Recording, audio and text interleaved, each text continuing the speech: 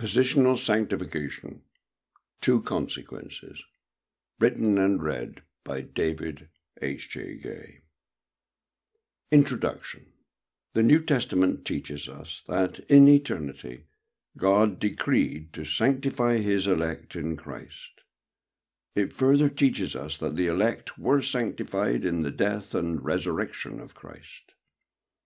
It also teaches us that the moment the elect sinner trusts Christ, he is perfectly sanctified. In addition, it teaches us that the converted sinner, the believer, must live a sanctified life to the glory of God. Finally, it teaches us that at the return of Christ, the believer will be absolutely sanctified. And all that formed the substance of my book, Fivefold Sanctification.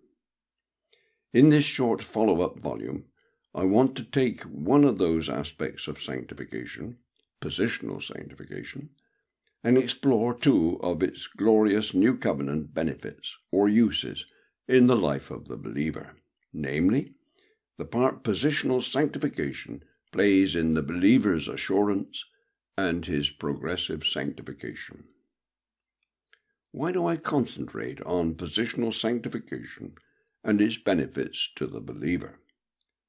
Not because the other aspects of sanctification are unimportant, no. Take, for instance, progressive sanctification. This aspect of sanctification, the believer's life of godliness, his growing in grace, is a vital doctrine, one which needs stressing today, not least because some deny its very existence. Consequently, I hope that this booklet might do something to maintain biblical teaching on this vital aspect of the Christian life. But I concentrate on positional sanctification because, in my experience, this aspect of sanctification is so little preached, even less understood, and worst of all, so rarely appreciated and improved, that is, made use of by believers today. I want to do what I can to put this right. After all, the believer's positional sanctification is one of the glorious, yes, I use that word again, New Covenant blessings for the elect. It was purposed by the Father, accomplished by the Son, and applied by the Spirit. Let me put this personally.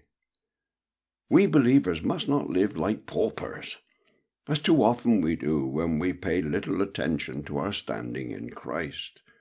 The fact is, being in union with Christ, we are forever perfect before God, as perfect as Christ himself.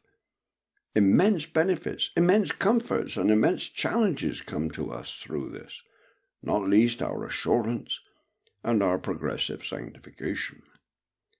I hope that this booklet will remind many of the blessings they have in Christ, and encourage them to rise to the challenges flowing from their union with him.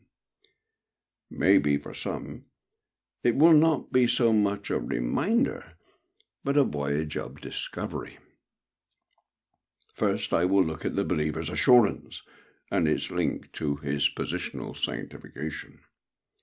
This is not to say that the believer's absolute sanctification has no part to play in his assurance, but I concentrate on the role of positional sanctification in the believer's comfort. So many believers lack biblical assurance, and this, I am afraid, is because the doctrine of positional sanctification, with its inbuilt witness of the Spirit, is not always appreciated as it should be. Having looked at assurance, I will then address the believer's progressive sanctification, that is, his life of godliness to the glory of God, and the part played in this by his positional sanctification.